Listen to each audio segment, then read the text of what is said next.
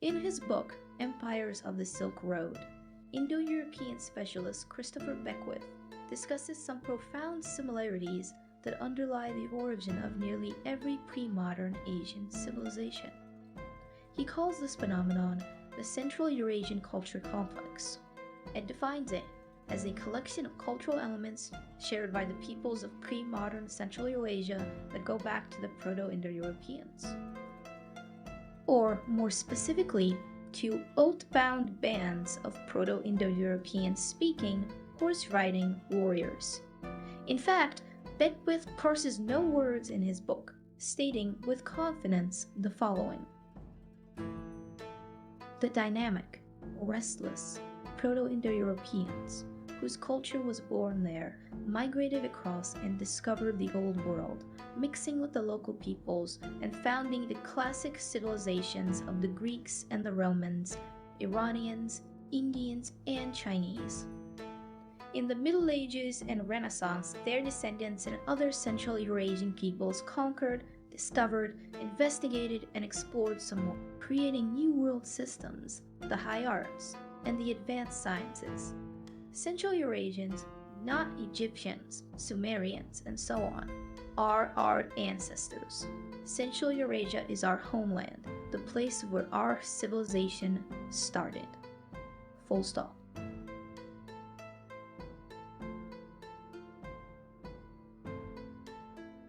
The origins of modern civilization go back to the Indo-European migrations that began 4,000 years ago in the center of Eurasia. The Proto-Indo-Europeans lived in a marginal region where they developed an innovative quickness unparalleled by any other Eurasian peoples at the periphery, none of whom adapted in time to prevent the Indo-Europeans from dominating their territory. The Indo-Europeans possessed a powerful dynamism that was generally passed on to other peoples directly, in many cases by outright conquest. Through their servitude, the subjugated peoples within Central Eurasia, and even in the periphery, if only temporarily, learned the first story and adopted the Central Eurasian culture complex as described in the prologue. In doing this, the Indo-Europeans mixed with the local peoples, wherever they migrated, and developed distinctive local creoles, the daughter languages or ancestors of the branches of the Indo-European family, with cultures categorized by the dynamism of the Proto-Indo-Europeans and their early Central Eurasian daughter peoples. Among the cultures Beckwith considers part of this Central Eurasian culture complex include the Hittites, the Achaemenid Persians, the Scythians, the Khwarezmians, the Songnu, the Germanic peoples, the Sassanid Persians, the Huns, the Hephthalites, the Kagoryo, and the early dynastic Japanese. It would seem that Beckwith's so-called Central Eurasians are very much in line with Michi's civilization-starting blonde beasts, and Namio Egami's state-creating Horserider race. As a reminder, Egami's Horserider thesis proposes that the Japanese state and the imperial ruling class came from a chariot-riding clan of horsemen from somewhere in Eurasia sometime around the period of 200 to 300 AD. Welcome to Episode 2, Part 2, Namio Egami's Horserider thesis.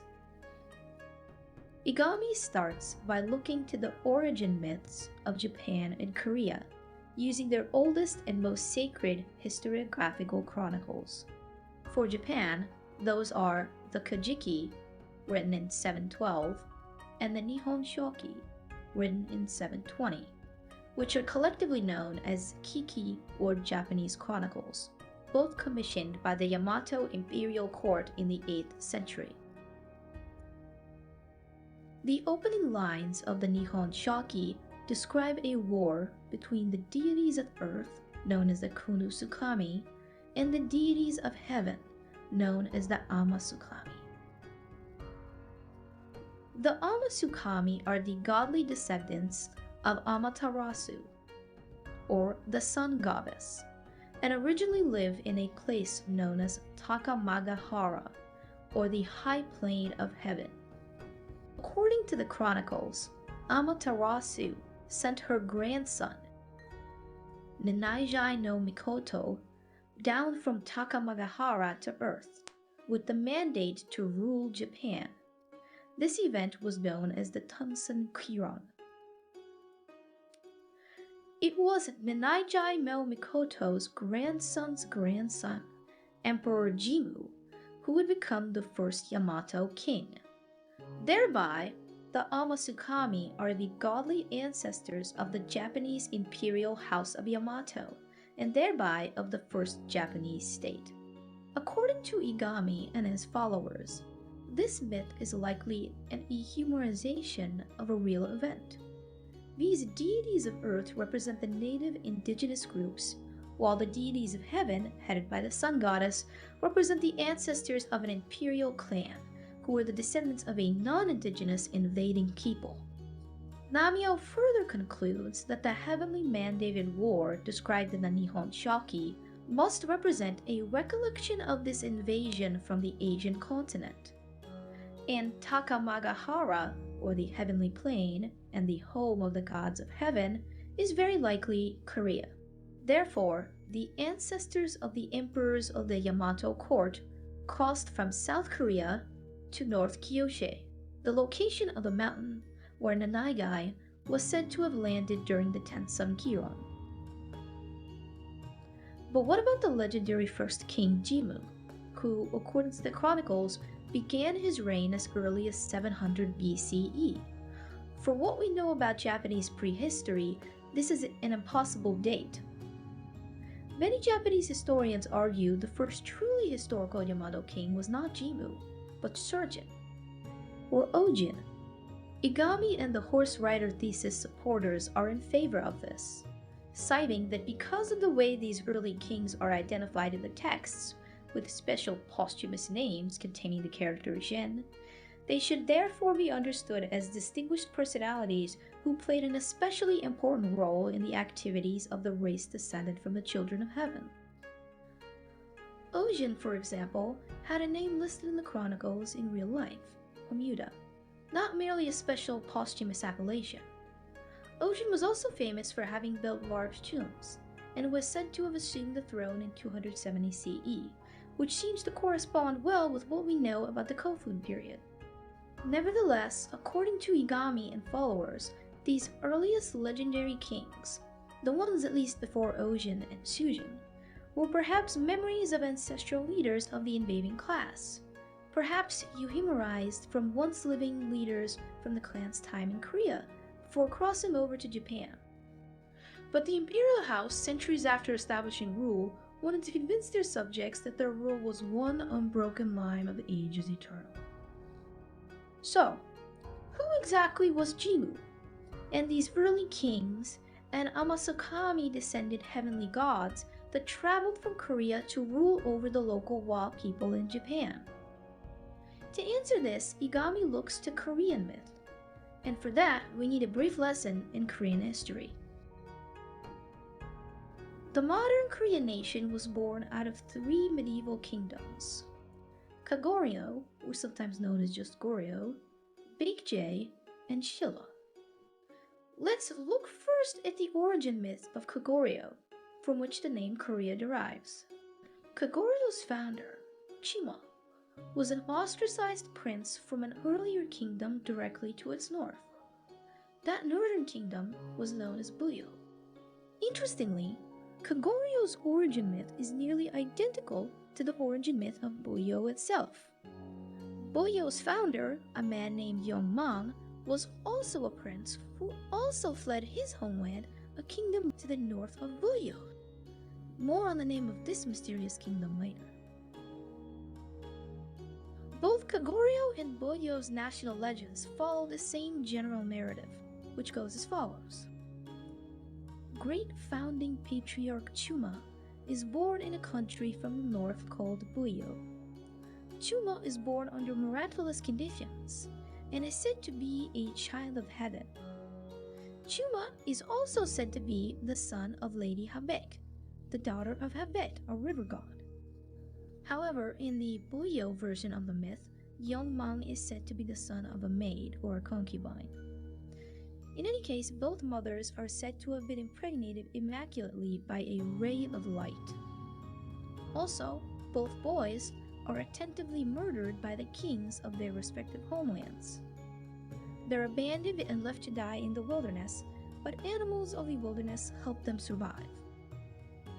Their inexplicable survivals wins them favor and they're accepted back. Both grow up to be excellent archers, but both are eventually forced to flee their homelands because of royal intrigue. Both flee south and cross a river to found a new state. Both are able to cross that river with the help of turtles, forming a bridge or guiding them. Egami claims the origin myth of Chuma of Kogoryo and its nearly identical counterpart, Yeongmang of Bluyo, if slightly altered, would also match the origin story of Emperor Jimmu, Japan's founding monarch.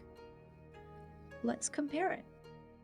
The Yamato kingdom in Japan was founded when Jimmu was said to cross a sea from another territory. A man riding on the back of a turtle appears to serve Jimmu as his guide. Jimmu is said to be the ancestor of Nanagai, who descended from the heavenly plane, while his mother was the daughter of a sea god, the Japanese Watasulai.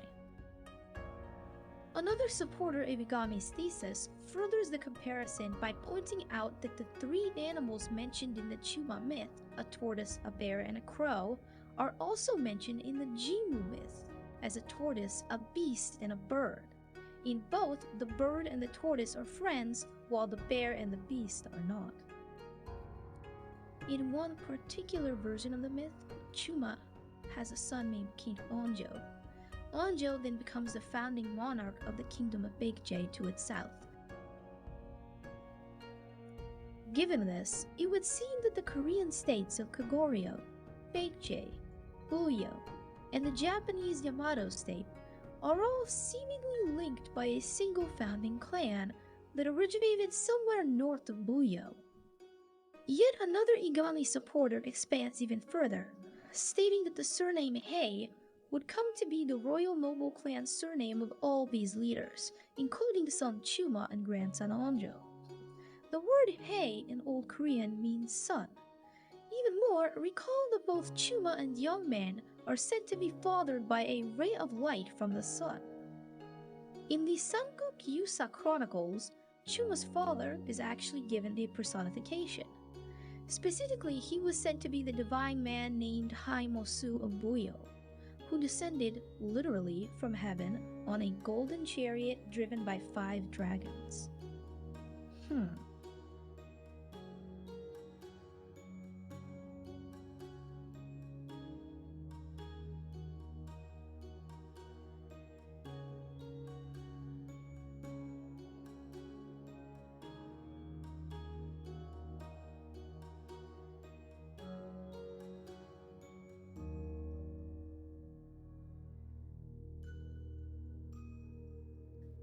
To summarize, if we take all the Korean chronicles together, this would make the noble clan Hei, whose children founded Buyo, Kogoryo, Baekje, and the imperial dynasty of Yamato, all the children of heaven, or more specifically, the children of the sun.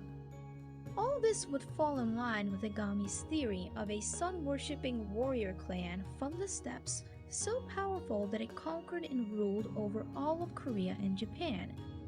But is this corroborated anywhere? Yes. In Chinese records, Japanese imperial kings claim to have ancestors who founded various Korean kingdoms. Read this for yourself.